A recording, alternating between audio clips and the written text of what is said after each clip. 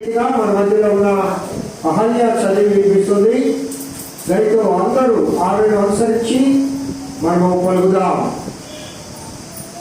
45వ సంకీర్తన మొదటి నుంచి చివరి వరకు ఒక దివ్యమైన సంగతితో నా హృదయము బహుగా ఉప్పొంగుచున్నది. నేను రాజును గూర్చి రచించిన దానిని పలికెదను. నా నాలుక త్వరగా రాయవాని కనబోలనున్నది. నరుల కంటే నీవు అతి సుందరమై ఉన్నావు. నీ పెదవుల మీద దయారసము పోయబడి ఉన్నది. కావున దేవుడు నిత్యము నిన్ను ఆశీర్వదించును. చూడుడా, నీ కత్తి బలను పట్టుకొనుము. ఈ తేజస్సును ఈ ప్రభావమును ధరించుకొనుము. సత్యమును వినయముతో కూడిన నీతిని స్థాపించుటకు ఈ ప్రభావమును ధరించుకొని వాహనమెక్కి బయలుదేరుము. ఈ రక్షణ హస్తము భీకరమైన వాటిని జరిగించుటకు నీకు నేర్పును. నీ బాణములు వాడగలవి. ప్రజలు నీ చేత కూలుదురు. నీ బాణములు రాజు శత్రువుల గుండెలో చొచ్చును. దేవా, నీ సింహాసనము నిరంతరము నిలుచును. నీ రాజదండము న్యాయార్థమైన దండము. నీవు నీతిని ప్రేమించి భక్తిహీనతను ద్వేషించుచున్నావు. కావున దేవుడు నీ దేవుడే చెలికాంతి కంటే నచ్చగినట్లు నిన్ను ఆనంద తైలంతో అభిషేకించి ఉన్నాడు. నీ వస్త్రములల్లా గోపురస వాసనే, అగరు వాసనే, రవళి పట్ట వాసనే. దంతముతో కట్టిన నగములలో తంతి వాద్యములు నిన్ను సంతోషపెట్టుచున్నవి. నీ దైనందిన స్త్రీలలో రాజుల కుమార్తెలున్నారు. రాణి ఓఫీరు అపరిధితో అలంకరించుకొని నీ కుడిపార్శ్వమును నిలుచుచున్నది. మరి ఆలకించుము, ఆలోచించి చెవియకుము. నీ స్వజనమును నీ తండ్రి ఇంటిని మరువుము. ఈ రాజు నీ ప్రభువు, అతడు నీ సౌందర్యమును కోరినవాడు. అతనికి నమస్కరించుము. తూరు కుమార్తె నైవేద్యము తీసుకొని వచ్చును. జనులలో ఐశ్వర్యవంతులు నీ దయను వెతుకుదురు. అంతఃపురములో నిండు రాజకుమార్తె కేవలం మహిమ గలది. ఆమె వస్త్రము బంగారు బుట్టాపని చేసినది. విచిత్రమైన పనిగల వస్త్రములను ధరించుకొని రాజు వద్దకు ఆమెను తీసుకొని రాబడుచున్నది. ఆమెను వెంబడించుచు ఆమె చెలికత్తెలైన కన్యకలు నీ వద్దకు తీసుకొని రాబడుచున్నారు. ఉత్సాహ సంతోషములతో వారు వచ్చుచున్నారు. రాజు నగరులో ప్రవేశించుచున్నారు. నీ పితరులకు ప్రతిగా నీకు కుమారులుందురు. భూమి ఎంతంతటా నీవు వారిని అధికారులుగా నియమించదు. తరములన్నిటను నీ నామము జ్ఞాపకముండినట్లు నేను చేయుదును. కావున జనములు సర్వకాలము నీకు కృతజ్ఞతాస్తుతులు చెల్లించెదరు. దేవుడు తన పరిశుద్ధ వాక్యంలో మన ఇంటిలో ఆశీర్వదించి దీవించుగాక. పిల్లరా, కీర్తనకారుడు ఇక్కడ ఏమంటున్నాడంటే చివరి వచనంలో తరములన్నిటిలో నీ నామము సంభవించినట్లు నేను చేయుదును. మొదటి వచనంలో అంటాడు,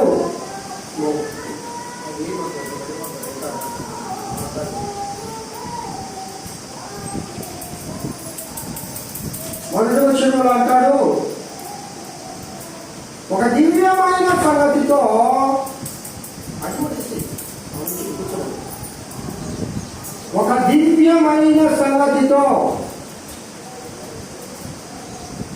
నా హృదయం బహుగా ఉప్పొంగుచున్నది. అనగా రాజుల గురించి అలాగే రాణి గురించి చెప్పడానికి ఆయన హృదయము బహుగా ఉప్పొంగుచున్నది. ప్రభువైన యేసుక్రీస్తు గురించి, సంఘం గురించి ఇక్కడ అనాది కాలంలోనే కీర్తనకారుడు పరిశుద్ధాత్మ ద్వారా ఈ మాటలు రచిస్తున్నాడు. పిల్లల సంఘము రాజకుమార్తె దేవరుచున్నది. ఏ విధంగా అలంకరింపబడి బంగారు కూడా పనిచేసిన బహు విచిత్ర వస్త్రములు ధరించినది. ఆమె రాబడుచున్న దేవడుచున్నది అంటున్నాడు. అంటే తెస్తారు రాజులకు రాణిని. ఈ రాణి సంఘము నీవు నేను, మన ప్రభువు, మన ప్రియుడు ప్రభు యేసయ్య. కాబట్టి ఆయన కోసము సిద్ధపాటు బంగారు కూడా పనిచేసే విచిత్ర వస్త్రములు కలిగిన వస్త్రములు మనం ధరించాలి. లవము పంట వాసన ఎవరి వస్త్రములేగా గోపుర వాసనే. ఈ సువాసనలు కలిగిన జీవితము సగము జీవించాలి.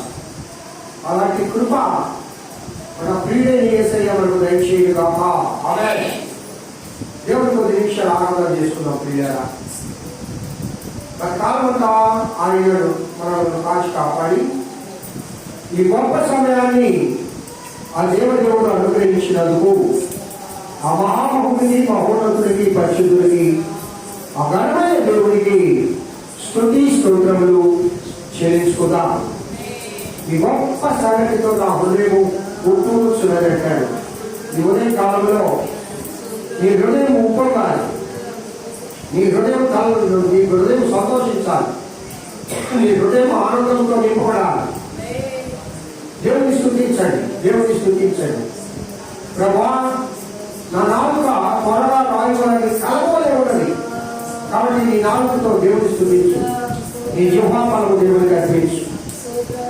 స్తోత్రములు చెల్లించండి. పిల్ల దేవుని స్తుతించండి. దేవుని ఆరాధన చేయండి.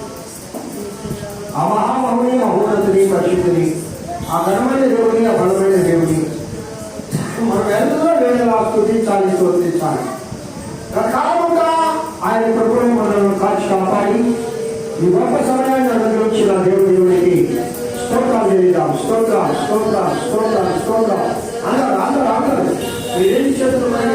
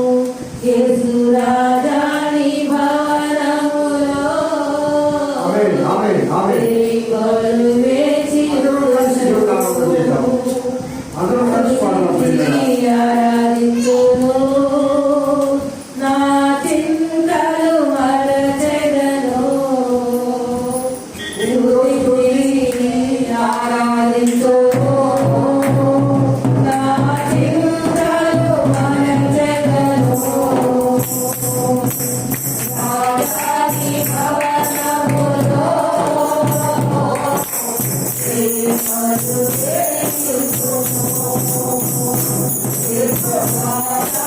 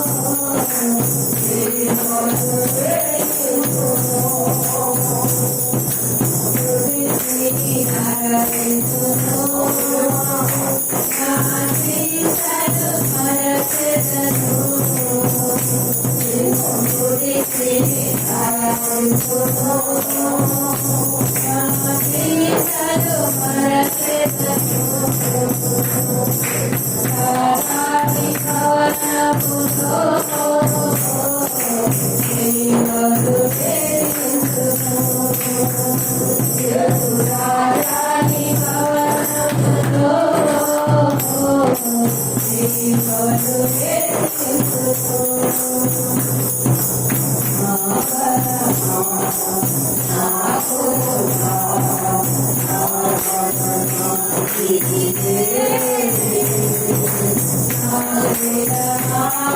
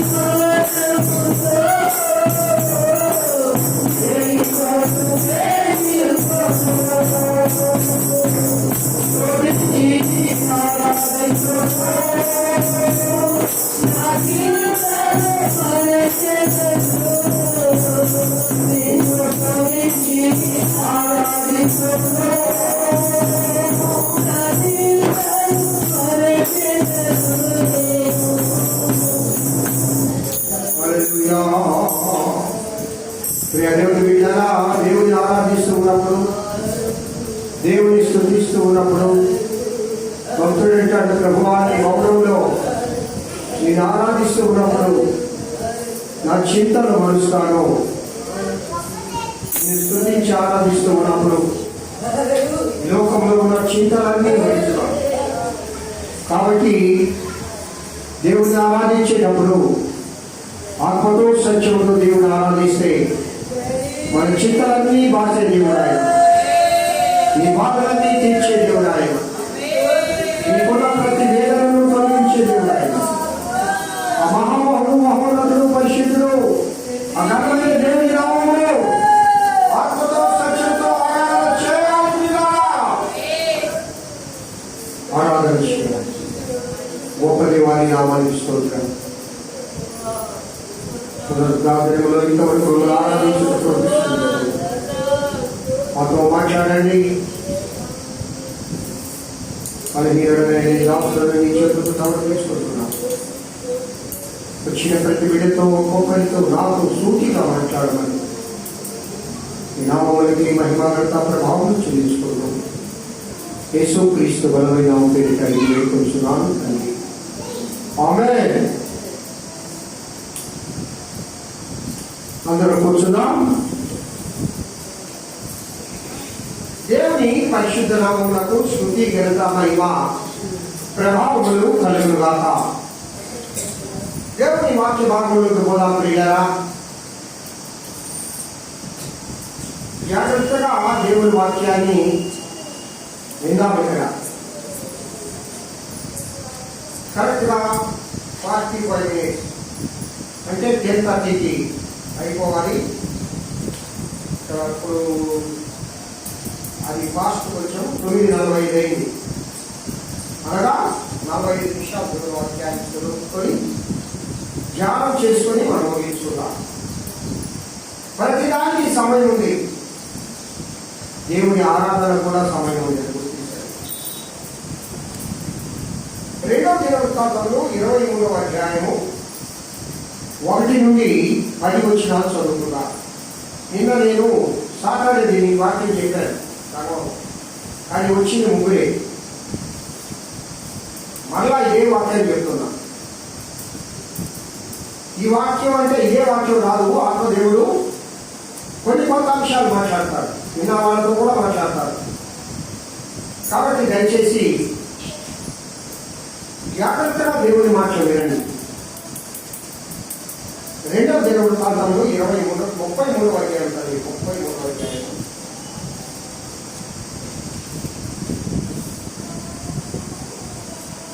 మోషుని 10 వచనాలు ఎవరైనా ఆరంభించినప్పుడు 12 ఏళ్ల వాడై యెరూషలేములో 7 సంవత్సరంలో ఏలేదు. ఇతడు ఇశ్రాయేలీయుల ఎదుట నుండి యెహోవా వెడగొట్టిన అన్యజనులు చేసిన జయక్రియలను అనుసరించి యెహోవా దృష్టికి చెడు నడక నడిచేది. ఇతడు తన తండ్రి అయిన హిజ్కియా పడగొట్టిన ఉన్నత స్థలములను తిరిగి కట్టించి బయలుదేవతకు బలిపీఠములను నిలిపి దేవతా స్తంభములను చేయించి ఆకాశ నక్షత్రములన్నింటినీ పూజించి కొలిచెను.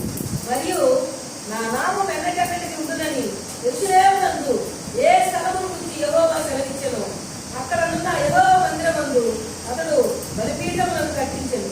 మరియు యెహోవా మందిరపు 2 ఆవరణములలో అతడు ఆకాశ నక్షత్ర సమూహములకు బలిపీఠములను కట్టించెను.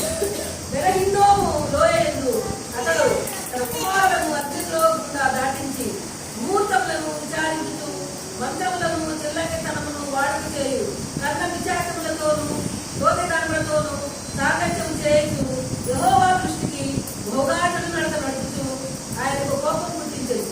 ఇశ్రాయేలు గోత్ర స్థానములన్నిటిలో నేను కోరుకున్న యెరూషలేమునందు నా నామమును విసర్జించెదను.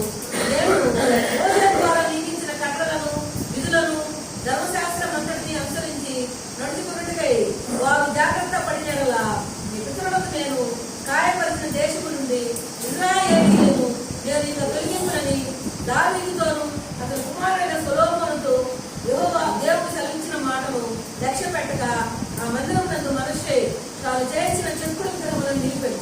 ఈ ప్రకారం మనష్షే యూదా వారిని యెరూషలేము కాపురస్తులను మోసపుచ్చిన వాడే ఇశ్రాయేలీయుల ఎదుట ఉండకుండా యెహోవా నశింపజేసిన అన్యజనుల కంటేను వారు మరింత అసహ్యంగా ప్రవర్తించినట్లు చేయుటకు కారకుడాయెను. యెహోవా మనష్షేకును అతని జనులకు వర్తమానములు పంపినను వారు చెవియొక్కకపోయిరి. నేను ఇంటి దగ్గర 20వ వచనం చదవండి. కాబట్టి చాలు ఇంటి దగ్గర అన్నా. ఇక్కడ మనష్షే అని ఒక ఆయన మనకు కనిపిస్తూ ఉన్నాడు. నిన్న కూడా నేను చెప్పాను. మనష్షే అంటే అర్థం చెప్పలేదు కదా నిన్న, మీరేదో చెప్తాను.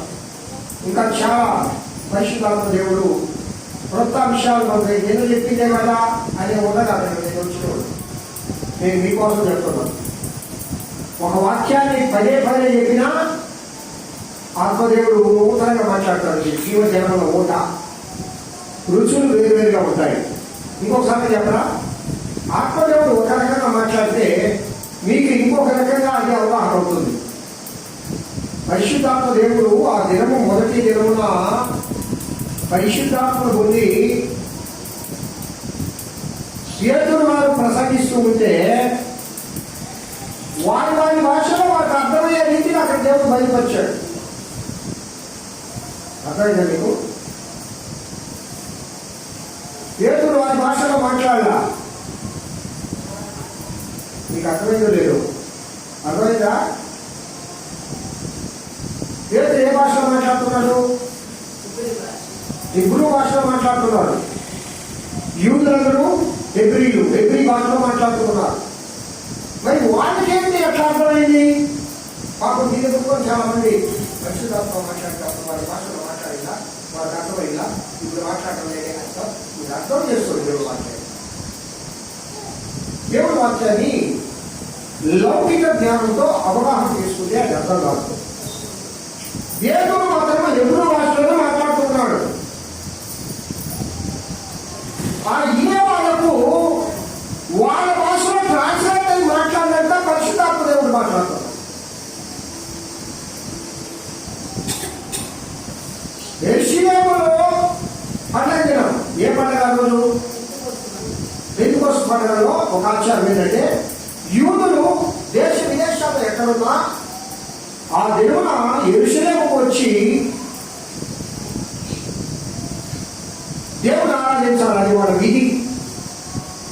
మరి 10 రోజులు ఎందుకు చేశాడు దేవుడు వాళ్ళకి ఆత్మీయుడంటే మొదటి రోజే ఇచ్చేవాడు. ఆత్మ కార్యం అందరు చూడాలా వద్దా?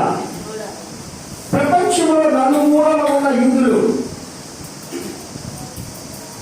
మన కేరళ, ఇండియాలో కేరళ, బాంబే, కొన్ని ముఖ్య పట్టణాలు ఢిల్లీ, కలకత్తా, ఇప్పుడు మీకు తెలుసా హైదరాబాద్లో కూడా యూదులు ఉన్నారు. అసలు ఆ దినాలు అయితే చెదరగొట్టబడ్డారు.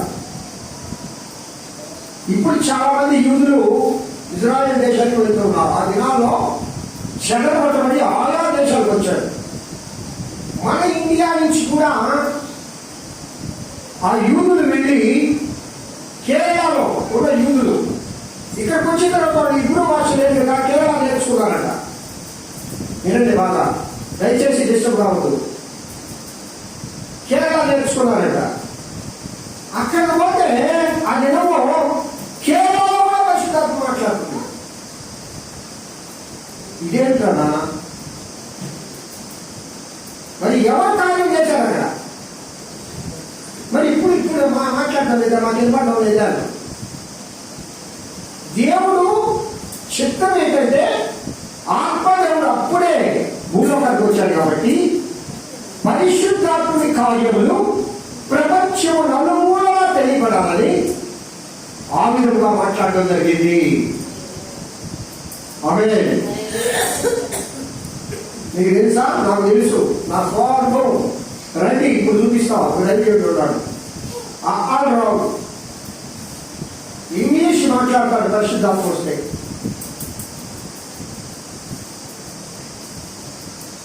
పరిశుద్ధాత్మ వస్తే ఎవరో వాళ్ళు పిల్లి పాత్ర చర్చికి వచ్చే ఒక దైవజనుడు, ఈరోజు అందులో గొప్ప దైవజనుడు, అక్షరాలు రావు.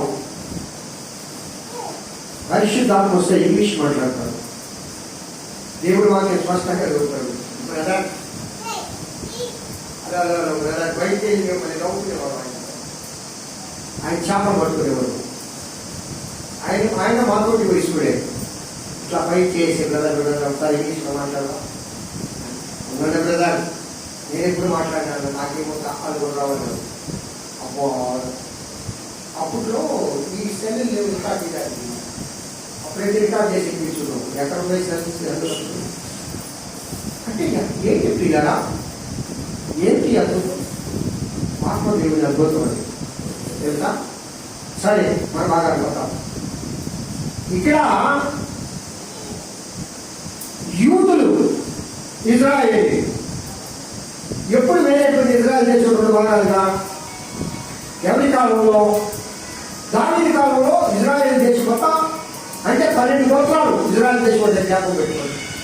ఒకే దావీదు ఫస్ట్ సౌలు పరిపాలించాడు, తర్వాత దావీదు పరిపాలించాడు, తర్వాత సాముయేలు పరిపాలించాడు, తర్వాత యెరోబాము కాలంలో 2 రాజ్యాలుగా విడిపోయింది. ఒక రాజ్యము 2 గోత్రాలు, ఇంకొక రాజ్యము 10 గోత్రాలు. 10 గోత్రాలు ఇజ్రాయేలీలు అన్నారు, 2 గోత్రాల వారిని యూదులు అన్నారు. యూదా గోత్రము అనగా యూదులు, యూదా గోత్రము మరియు బెన్యామీను గోత్రము, ఈ 2 గోత్రాలు. యేసుక్రీస్తు పుట్టింది కూడా యూదా గోత్రంలోనే. దావీదు యూదా గోత్రుడు వారు. ఈ యూదా గోత్రంలో 20 మంది రాజులు పరిపాలించారు. ఈ 20 మంది రాజులలో ఈ మనిషే ఒకరు. ఈయన ఎవరి కుమారుడు? ఎవరి కుమారుడమ్మా? ఆ పక్క దేవుడు ఉందమ్మా. ఎవరి కుమారుడు? హిజ్కియా. Very good. హిజ్కియా కుమారుడు. నువ్వు చదివిన భాగంలో కూడా ఉంది కదా మొదటి నుంచి. ఎన్ని సంవత్సరాలు రాజయ్యాడు అంటే ఇప్పుడు 12 సంవత్సరాలు. ఎన్ని సంవత్సరాలు రా నీకు? అంటే నీకంటే ఎన్ని సంవత్సరాల క్రితమే అంత చిన్న వయసులో రాజయ్యాడు. ఆ ఎవరి వయసు ఉంటుంది? మా పుట్టి వయసు ఉంటుంది కదా, పుట్టి 12 కదా, ఇట్లా కనపడదు. అంటే అంత చిన్న వయసులో రాజయ్యాడు. మీకు తెలుసా ఇంకొక ఆయన ఎన్ని సంవత్సరాలకు రాజయ్యాడు? ఏమా వెరీ గుడ్. 8 సంవత్సరాలకే. అవునా వాళ్ళు నాకు తెలియదు కానీ తర్వాత చెప్తా. 8 సంవత్సరాలకే కాదు. ఈయన మనస్సే అంటే అర్థం ఏంటంటే మనసుట అని అర్థం. అంటే మనిషిపోయే మనస్తత్వం కలిగినట్టు. ఏం నచ్చాడు? ఆయన చేసిన కార్యాలు చూస్తే బహు భయంకరమైన కార్యాలు. ఇశ్రాయేలు రాజులలో ఏ రాజు కూడా ఇంత విగ్రహారాధన చేయలేదు. లేక యూదా రాజులలో 20 మంది రాజులు యూదులు, ఏ రాజు కూడా ఇంత భయంకరమైన కార్యాలు యెహోవా దేవునికి వ్యతిరేకంగా చేయాలి. ఈ మనస్సే గురించి దేవుని గ్రంథంలో ఎక్కడెక్కడ రాయబడిందో నేను చెప్తాను. వీలైన వాళ్ళు నోట్ చేసుకోండి. ఆదికాండం 48వ అధ్యాయం 5వ వచనము, ఆదికాండం 48వ అధ్యాయం 14వ వచనము, ఆదికాండం 41వ అధ్యాయము 57వ వచనము, యెహెజ్కేలు 16వ అధ్యాయం 4వ వచనము, 17వ అధ్యాయం 5వ వచనము, 1వ దినవృత్తాంతములు అలాగే 9వ అధ్యాయం 3, 12, 19 వచనాలు, 2వ దినవృత్తాంతములు ఇప్పుడు చదువుకున్న భాగం. ఈ భాగాలలో ఇప్పుడు నేను చెప్పిన భాగాలు ఎవరి గురించి అంటే ఇంకొక మనుష్యులు గారు ఉన్నారు. బైబిల్ గ్రంథంలో 2 మనుష్యులు గుర్తుపెట్టుకోండి. యేషపు కుమారుల పేరు కూడా మనుష్యే. అవునా కదా? ఇప్పుడు నేను ఎప్పుడు వచ్చినావన్నీ అంటే మీరు ఎంత అలర్ట్గా ఉంటారో అందుకోసం చెప్పా. ఆ మనుష్య గురించి రాయబడిన వచ్చిన హిజ్కియా కుమారుడైన మనుష్యే ఉండే వచ్చిన ఏంటంటే 2వ రాజుల గ్రంథము 21వ అధ్యాయం 1వ వచనం. అసలు ఆదికాండంలో మనుష్య ఎక్కడ ఉన్నాడు? ఈ మనుష్యే. వెరీ గుడ్, తెలుసు. తర్వాత 2వ రాజుల గ్రంథం 9వ అధ్యాయం 16వ వచనం, 2వ రాజుల గ్రంథం 24వ అధ్యాయం 3వ వచనం, 2వ దినవృత్తాంతంలో ఇప్పుడు మనం చదువుకున్న వారం. పిల్లల ఎన్ని సంవత్సరాలు పరిపాలించాడు రాష్ట్రంలో బైబిల్లో? లేదా మనం చదివిన ఎన్ని సంవత్సరాలు పరిపాలించాడు ఆయన? 55 years. చూడండి, హిజ్కియా 7 తప్పులు చేశాడండి. భయంకరమైన తప్పులు. మీరు చదివిన భాగంలో ఉంటే నేను చెప్తాను, టూకీగా గుర్తుపెట్టుకోండి. భయంకరమైన తప్పులు 7 తప్పులు చేశాడు. 1, హిజ్కియా ఏం చేశాడంటే ఉన్నతమైన స్థలంలో పడగొట్టాడు. ఉన్నతమైన స్థలంలో అంటే అర్థం ఏంటంటే ఆ దినాల్లో కొండ మీద ఇప్పుడు దేవతలు ఆడించున్నారు. అమ్మా సర్వేదమ్మా దేవతలు ఆడించున్నారా? కొండలపై అవునా కదా? కొండల మీద కదా ఆ దినాలే. నీకు తెలుసా దేవుని గ్రంథం అన్ని గ్రంథాలకి మూలం. దేవుని గ్రంథం మన వేదాలకు మూలం, మన భారతీయ సంస్కృతికి మూలము నా పరిశుద్ధ గ్రంథం. రమణని ఎవరికో నేను చూపిస్తాను. దేవుని గ్రంథంలో లేదు. ఈ గ్రంథం ఎప్పుడు రాయబడింది? మీరు ట్రైనింగ్ లో వింటూ ఉన్నారు కదా. వచ్చే వారం ఫస్ట్ వీక్ లో బైబిల్ ట్రైనింగ్ ఉంటుంది, గుర్తుపెట్టుకోండి. ప్రియులారా, హిజ్కియా ఏం చేశాడంటే ఎత్తైన స్థలాలంటే కొండల మీద కట్టిన దేవతా స్తంభాలన్నింటినీ పడగొట్టేసి యెరూషలేములో దేవుని ఆరాధించాడు. ఈయనేం చేశాడు? ఈయన ఎప్పుడైతే 12 సంవత్సరాలు వచ్చిందో రాజయ్యాడో ఒక 5-6 సంవత్సరాలు తెలియదు కదా, కొంచెం కుదురుపరచుకోవద్దా సీట్లే. కొంచెం మేసాలు వచ్చిన తర్వాత ఈ మేసాలు వచ్చేసి అప్పుడు భయంకరంగా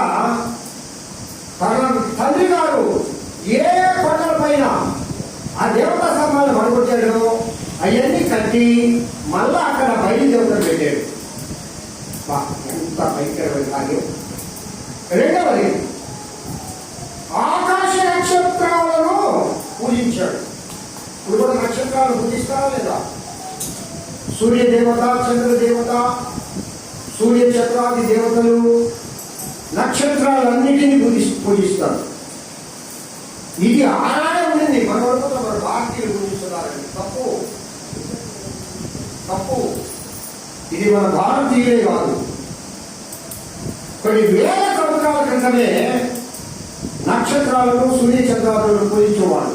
సూర్యదేవుడు అప్పుడే ఉండేడు వాళ్ళకి. ఈయన పని చేశాడు. ఈయన అసలు చెప్పండి, ఎవరమ్మా? ఎవరమ్మా? ఎవరు ఈయన? మనిషే రాదు, విజయ కొడుకు, యూదుడు, దేవుడి చేత ప్రత్యేకించబడిన వాడు. ఇలాంటి వాడు విగ్రహాలను చేయడంలో ముందున్నాడు. ఇంకొకట, అమ్మా, దేవతా స్తంభాలను చెల్లించి బహు చక్కగా నిలబెట్టేవాడట. మూడో తప్పు. నాలుగో తప్పు, భయంకరంగా తప్పు చేశాడు. దేవుడి మందిరం, సొలొమోను మహారాజు చేత కట్టబడిన మందిరం, అది ఎన్ని భాగాలు? అంటే ఇది ఇక్కడ ఎన్ని భాగాలు? నేను శాంతాలు చెప్పాను. ప్రత్యక్ష గుడారం ఎన్ని భాగాలు? 3 భాగాలు. ఏంటవి? ఆవరణము, పరిశుద్ధ స్థలము, అతి పరిశుద్ధ స్థలం. ఈ మహానుభావుడు ఏం చేశాడు? అతి పరిశుద్ధ స్థలం పోతే చర్చిందా ఒకటి. ఆ రోజు శని పోయేది. అలా భయం కదా, అలా దేవుడు అంటే భయమే. అంతకుంటే ఎక్కడ వాళ్ళైతే అతి పరిశుద్ధ స్థలానికి పోకూడదా? 2 ఆవరణాల్లో, ఏది ఆవరణము, పరిశుద్ధ స్థలంలో ఏం చేశాడో తెలుసండి? ఆకాశ నక్షత్రముల దేవతల స్తంభాలను పెట్టాడండి దేవుడి ఆలయంలో. ఎంత భయంకరమైన వాడు. ఆకాశ నక్షత్రాలు వాటి యొక్క పేర్లు పెట్టి, ఆ దేవత రూపాలు పెట్టి, స్తంభాలు చెక్కించి దేవుని ఆలయంలో పెట్టాడు. ఐదవదిగా బెన్హిన్నోం అనే ఒక లోయ ఉంది. లోయ, బెన్హిన్నోం అనే లోయ దేశంలో ఉంది, యూదా రాజ్యంలో. వాడి కుమారుడు కూడా పుట్టాడు, పెళ్లి కూడా అయింది. మా యాకోబు నింపుతారు.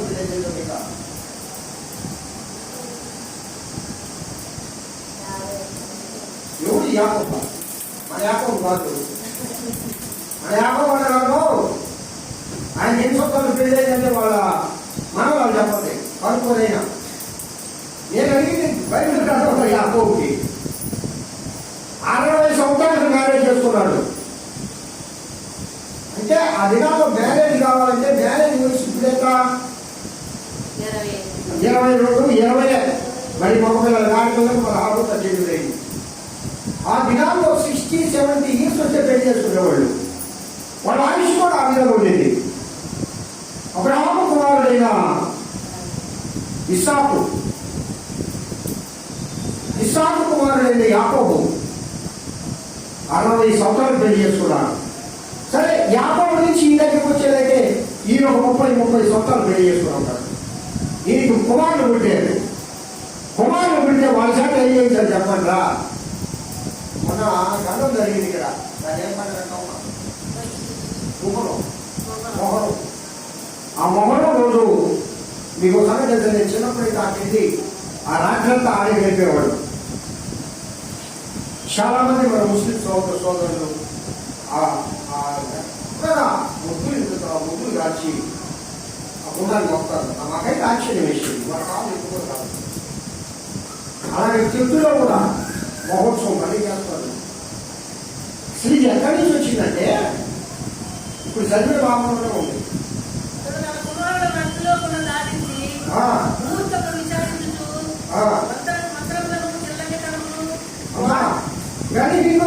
లోయయందు తన కుమారులను అగ్నిగుండము దాటించెను. గనిహీను అనే లోయ ఆ ప్రాంతంలో, ఆ దేశంలో కుమారుల చేత అగ్నిగుండాలు తప్పించాడు ఈయన. అంటే ఈ సాంప్రదాయం ఇప్పుడు వచ్చింది అనుకుంటున్నారా? అనాది కాలంలో నేను చెప్పాను, బైబిలే దేవుడి గ్రంథాన్ని అన్నింటికీ మూలమని. అంటే ఇతను ఎంత విగ్రహాలను ఒకసారి గమనించింది కొత్త చెప్తాను. తర్వాత ముహూర్తాలు విచారించేవాడు. ఉదాహరణ కుంటి పెళ్లి చేయాలి ప్రసాదు, ఎవరి దగ్గరికి పోవాలా? భాస్కర్ దగ్గరికి పోవాలా? ప్రసాద్ పోవాలన్నా వాళ్ళ తాకపోయేమో ముందు మంచిగా చూడండి కాదు, తర్వాత లాస్ట్లో అయ్యా ఈ రోజు నిర్ణయించుకోవడం ప్రార్థన చేయమని పాస్టర్ ఆ రోజు పాస్టర్ అంత అత్యధిక సంఘాలు ఏదో అవసరం లేదు. అయ్యా పలానా రోజు అమ్మాయి పెళ్లి పెట్టుకున్నాము రండి, పత్రిక రాదు పత్రిక రాయడానికి పాస్టర్ కావాలి. ముహూర్తాలు చూసుకుంటారు. నేను చెప్పా తమాషా ముహూర్తం మనం చూస్తాం. నేను చెప్పా ఏంటి ఆ తమాషా చెప్పండి. మనం చూసే ముహూర్తం క్యాలెండర్ చూస్తాం. అది కరెక్టా కాదు. మా ఇంట్లో కూడా చూసాం మేము, నేను లేదమ్మా కూర్చొని అయ్యో క్యాలెండర్ తీసుకొని మంచి వాక్యం ఏదో చూడొచ్చు అంటే మంచి వాక్యం చంద్రబాబు ఒక క్యాలెండర్ మేమిద్దరం చూసాం, చూసి పెట్టేవాడు. అంటే అక్కడేంటి ముహూర్తాలు చూసేటప్పుడు మనుషుల కాలం నుంచే చూస్తున్నాడు, చూడకూడదు. దైవజన్ని పిలిచి ప్రార్థన చేసి దైవజనుడా నువ్వు ప్రార్థన చేసి ఒక డేట్ చెప్పయా నా వాకి దైవజనుడు వచ్చాడు కూర్చుంటే క్యాలెండర్ అయ్యా ఈ క్యాలెండర్ మంచి రోజు చెప్పు. వాళ్ళకి నీకు ధ్యానం ఏంటి? వాళ్ళైతే హైందవ క్యాలెండర్ తీసుకొస్తారు, నువ్వైతే కృష్ణ క్యాలెండర్ తీసుకొస్తా. ఇది కరెక్టా కాదు. నేను అంత బిల్లు పెట్టా, ఏ సిద్ధాంత దగ్గరికి పోవాలా లేకపోతే దగ్గరికి పోవాలా ఎవరు తెలుసా? మా ఇంటికి పునాలు చేసి చెప్పమంటారా? కాంక్షల్ బాబు పాస్టర్ గారు పాత్రిలు 90 రూపాయలు పెట్టాం. కొత్త ఇంటికి పునాలు చేసింది ఆనంద్ పాస్టర్ గారు, ఆనంద్ పాస్టర్ గారు, వేసరత్నం ఆనంద్ పాస్టర్ గారు. ఎవరు చూడలేదే, మరి మేము బాగానే ఉంటున్నాం కదా. ఎందుకు చెప్తున్నారంటే బిడ్డరా మనిషే 6 దినాల్లోనే ముహూర్తాలు చూశాడట. ఇంకా అమ్మ లాస్ట్ చదువుతాయండి మంత్రాలు చిల్లగితనం వాళ్ళతో స్నేహం చేసేవాడట, కన్న విశ్వాసాలతో స్నేహం చేసేవాడట. ఇంకా తర్వాత సోదిగాండ్రు స్నేహం చేసేవాడట. యెహోవా దృష్టికి బహు కోపం తెప్పించాడు. 7 రకాలైన పాపములు ఇక్కడ మనుష్య చేశారు పిల్లరా. అప్పుడు దేవుడు ఒకేసారి క్షమించొచ్చుగా. మనం కూడా అనుకుంటాం నేను దేవుడికి అనేక మార్లు బాగుతపోతున్నా, ఆయన నాకు ఎప్పుడు కూడా నాకు అర్థం చేయలే, మళ్ళా నన్ను క్షమిస్తాడే. నా దేవుడు క్షమించేసయ్యా. ఈ దేవుడి ప్రేమ అనాది కాలంలోనే ఉన్నది పిల్లరా. యేసు ప్రేమే కాదు, యెహోవా దేవుడు బహు ప్రేమ కలిగిన వాడు. కానీ ఒక్కరి గుర్తుపెట్టుకోండి, అందరి కాదు ఆయన. ఆయన ఎందుకు మనుష్యాన్ని క్షమిస్తున్నాడంటే మనుష్య దగ్గరికి రేషాపులు పంపుతాడు, ఇజ్రాయిల్ దగ్గర కూడా అంటే యూదుల దగ్గర కూడా పంపుతారు. అప్పుడు వాళ్ళు ఏడన్నారు తెలుసా? అక్కడే ఉన్నారు యెరూషలేములోనే. అని బాబు ఆ దేవతా విగ్రహాలు ఏంటి, ఆ విగ్రహాలు ఏంటి, దేవుడు మీతో మాట్లాడమన్నాడు, రిప్రజెంట్ అయ్యా మనుష్య ఏమి తీసేయండి. ఎవరు దేవుడు ఎవరు? ఐఎమ్ ద కింగ్ అంటున్నాడు. దేవుడికి బహు కోపపడి అశ్షూరు రాజుకు అప్పగిస్తాడు. ఎవరి రాజు యుద్ధం చేయడు, సేనాని పదులు వచ్చి యుద్ధం చేసేదాన్ని లాక్కపోయి యూదులు లాక్కపోయి వాళ్ళ దేశంలో బానిసత్వంలో ఉంటే ఇక్కడి నుంచి రండి దేవుడి మార్గంలో కూడా. ఇప్పుడు నాకు హిస్టరీ చెప్పా, ఇక్కడి నుంచి ఆత్మీయులు మనం నడిచిపోదాం. వీళ్ళ దేవుడు ఇక్కడ జ్ఞాపకం వస్తున్నాడు ఆయనకి. 20 వచ్చిన చదువు అమ్మమ్మ 20 కాదు ఇంకా పైన. శ్రమలో ఉన్నప్పుడు ఏదో వచ్చిన చెప్పు 12 వచ్చిన చదువు. అతను శ్రమలో ఉన్నప్పుడు తన దేవుడైన యెహోవాను బతిమాలుకొని తన దేవుని సన్నిధిని తన్ను తాను బహుగా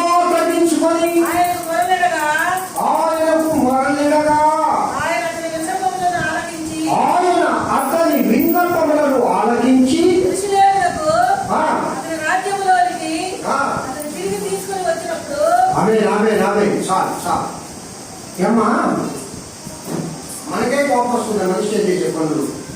అసలు పరిశుద్ధ ఆలయంలో ఆ ఇచ్చిన మందిరంలో ఆ విధంగా చేయడం, ఆ చిన్న వాళ్ళతో మంత్రాలు చేసేవాళ్ళతో, ఆ కథ పిల్లలతో స్నేహం చేయడం, ఆ సూర్య చంద్రాన్ని మొక్కడం, అసలు బయలుదేవత విగ్రహాలు ఏర్పాటు చేయడం, ఇదంతా ఏమన్నా బాగుందా?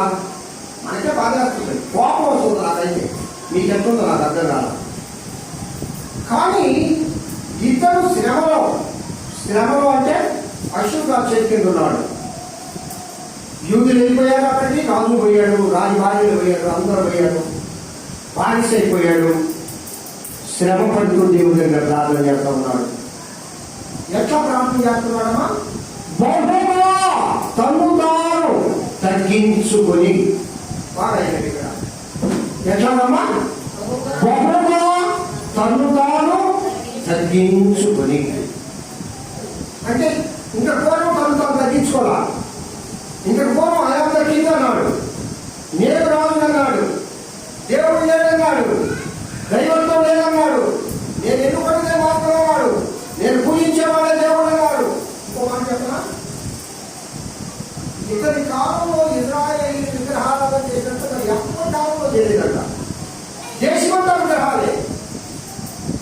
దేవుడు క్షమించడానికి పాపాలు ఉన్నాయి. ఏంటి చెప్పండి? అవి ఉన్నాయి. ఎప్పుడు ఈ క్షమించడానికి పాపాలు? ఇప్పుడు కూడానా? చెప్పండమ్మా, నువ్వు చెప్పాడన్నమాట, నువ్వు బయట చెప్పాలన్నమాట. ధర్మశాస్త్ర యుగంలో క్షమించడానికి పాపాలై. ఇప్పుడు క్షమించే పాపాలు. నరహత్య అంటే ఎవరు క్షమించాడు? నరహత్య చేసిన ఏం చదవన్నా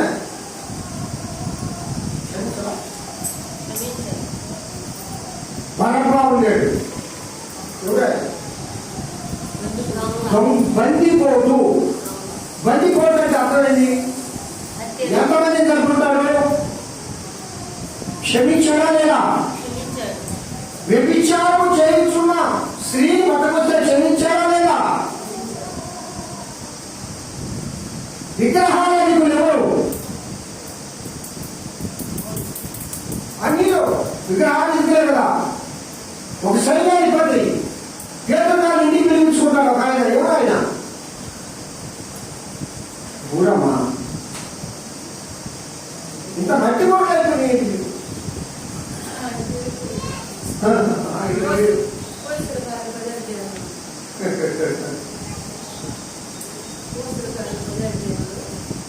కాబట్టి దేవుడు వెళ్ళాలా? విగ్రహాల విగ్రహాలు అన్ని వాళ్ళు క్షమించరా అంటే వెరీ గుడ్. గుర్తుపెట్టుకోండి వాక్యాన్ని.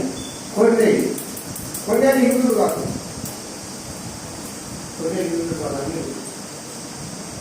అందుకే చతుష్పాదులు నేర్చేది వాటికి కొన్ని వెరైటీ అలాంటి. మీరు దేవుడు వెళ్ళారా? మీరు జ్ఞాపకం పెట్టుకోవాలి, దేవుడు వాళ్ళని కూడా క్షమించాడు. మనుష్యాన్ని దేవుడు క్షమించాడు. ఎప్పుడు క్షమించాడు? పుట్టి చెప్పు. ఎప్పుడు దేవుడు మాట్లాడాడు? మనుష్య ప్రార్థన ఎప్పుడు అంగీకరించాడు? ఎట్లా తగ్గించుకున్నాడు?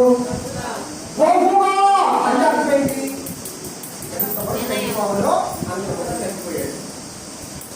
అంటే పాదాల మట్టుకు సాగిపడ్డాడు, నేల మట్టుకు సాగిపడ్డాడు. అంటే అర్థమైందంటే నేను నాది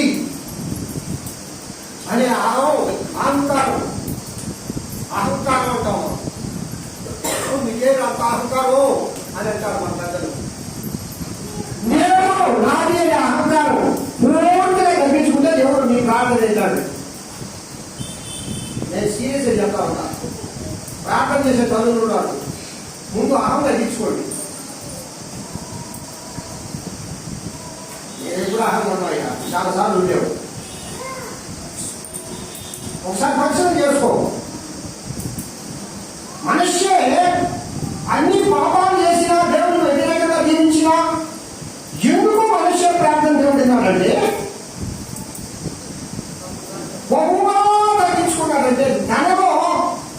అయ్యా నేను కాదు, అయ్యా నీళ్ళు తెల్ల పేపర్ మీద నీళ్ళే రాస్తారు. ఎప్పుడు రాస్తారు? పరీక్ష రాసి ఇచ్చేటప్పుడు లాస్ట్ పేపర్ నీళ్ళు పెట్టి రాస్తారు. అంటే ఏమి లేదండి, నేనేమి రాలేదు అంటే నేనేమి చేయలేదు. ప్రతిదీ నేను చేశాను. నా భక్తి, నా ప్రార్థన, నాది నీది గ్యారంటీ పిలిస్తే నీతో ఊరు రాదు. అసలు ఏమిటి మనం గడపడానికి ఏమున్నాయో మీకు సంగతి తెలుసా పిల్లరా? సాతాను విశ్వాసంలో భక్తిని తగ్గించడానికి ఒకే ఒక ఆయుధం ఇది. వాడికంటే నేనేం తక్కువ, నాకంటే వాడికే తక్కువ, వాడికి నేను లేదు. అసలు క్రైస్తవురాలుగా కాదా? శత్రువు దీనికి పోవద్దు. నువ్వు తక్కువే. ఏసై దగ్గర పాదాల వరకు మనం తగ్గించుకున్న వారము. ఈ లోకంలో తాను తగ్గించుకున్నవాడు పరలోకంలో హెచ్చించబడతాడు. ఈ లోకంలో గుర్తుపెట్టుకోదు. దేవుడు వాక్యం బాగా చదవండి. ఈ లోకంలో హెచ్చించడు దేవుడు, నేను పరలోకంలో హెచ్చిస్తాడు. మనము తగ్గించుకోవాలి. మనిషి తను తాను బహుగా తగ్గించుకున్నాడు. అప్పుడు దేవుడు ప్రార్థనలు. నా ప్రార్థన ఈ రోజు చేద్దాం, ఫలితం రాలేదంటే తగ్గించుకోకుండా ప్రార్థన చేస్తే ఎందుకు వస్తుంది ఫలితం? కొన్నిటికి వచ్చింది, కొన్నిటికి రాలా. ఇంకా ఇంకా ఇంకా దేవుని దగ్గర మనము వదులుకోవాల్సిన ఇంకా ఏమైనా ఉన్నాయేమో. మెయిన్ మానవుడికి ఉండే ఈ యొక్క నేను అనే స్వభావంగానే తగ్గించుకోగలిగితే మానవుడు సగం భక్తి వచ్చేస్తాడు. దేవుడిలో నువ్వు సగం భక్తి పొందొచ్చు, మంచి భక్తి చేయొచ్చు. అప్పుడు సగంలో కూడా ఐక్యత వస్తుంది. సంఘాల్లో ఈ గొడవలు, ఐక్యత లేకపోవడాలు ఇవన్నీ ఎందుకు వస్తున్నాయి? ఒక కుటుంబాల మధ్య గొడవలు ఎందుకు వస్తున్నాయి? విశ్వాసులు అంటే నేను, నాది, మా ఓటు నాది. అసలు నేను అనేవాడు లేదు, రాకూడదు. నేను అనే భావన స్థానమే లేదు. ఇది పరిశుద్ధులు కూర్చొనే స్థానమే. మరి పరిశుద్ధులు కూర్చొనే పరిశుద్ధ సన్నిధికి వచ్చి కూడా ఇంకా నేను అనుకుంటే ఎంతకాలం ఈ జీవితం? ఎంతకాలం? వినరా? మనిషి దేవుడికి వ్యతిరేకంగా అంత పాపం చేసినా విగ్రహాలను అసలు క్షమించడం యేసయ్య. తన జన్మలందరినీ విగ్రహాల వైపు మళ్ళించిన తను తాను బహుగా తగ్గించుకున్నాడు కాబట్టి మరలా పూర్వస్థానం దేవుడు ఇచ్చాడు. హల్లెలూయా, హల్లెలూయా. మనకి పూర్వస్థానం రావాలా, పూర్వ ప్రేమ రావాలా. నువ్వు ఏ స్థితిలో పడిపోయావో నేను మళ్ళా నేను నిలబడే ఉన్నా. ఆత్మీయ స్థితిలో ప్రార్థన విషయంలో పడిపోయావా? వాక్యం వినే దాంట్లో, చదివే దాంట్లో, లేక బయట దాంట్లో, లేక ప్రేమించే దాంట్లో ముక్కు మీద కోపం కొందరికి ఎందుకూడదో నాకు అర్థం కాదు. నేను కూడా కోపడతా, సామాన్యంగా కోపడితే చిన్న కోపం రాదు. కానీ ఒకటి వెంటనే మర్చిపోతాను. ఎంత కోపడ్డా వీళ్ళు వెంటనే మర్చిపోతాడు. ఈ కాలంలో వాళ్ళని మళ్ళా నేనే పరిస్థిస్తా. కోపపడి కానీ పాపం చేసే దేవుడు చెప్పాడు.